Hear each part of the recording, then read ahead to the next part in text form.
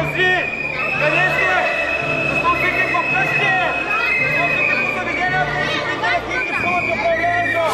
Носите тук!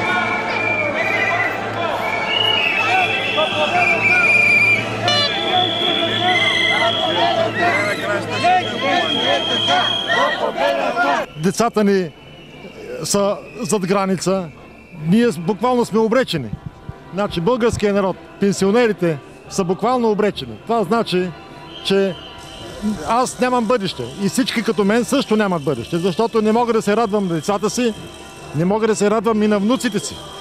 И това, което имам тук, то се обезмисля въобще да го имам, защото е обречено. Няма за какво да го имам. Какво може да се направи? Какъв е изхода? Значи тотална смяна на системата. Това, което до сега е било, не бива да го бъде повече. се чувате! Долу иде! Долу иде! Долу иде!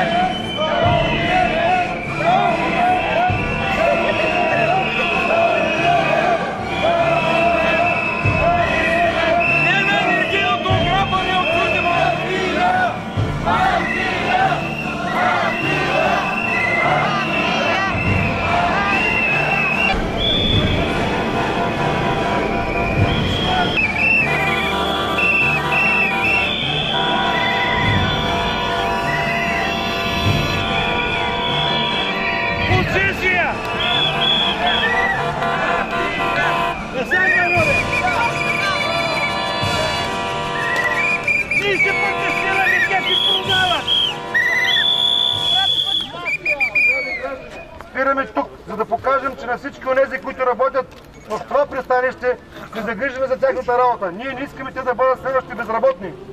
Ние не искаме да бъдат следващи, които ще оставят децата си.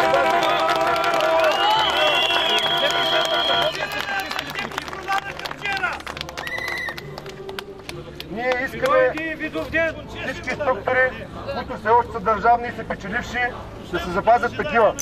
Защото тези държавни структури внасят данъци в държавата. Все още има време да спрем тази приватизация под масата. Ние като граждани трябва да покажем, трябва да се ревизират всички структури, които са направили под масата и да просто не ограбват.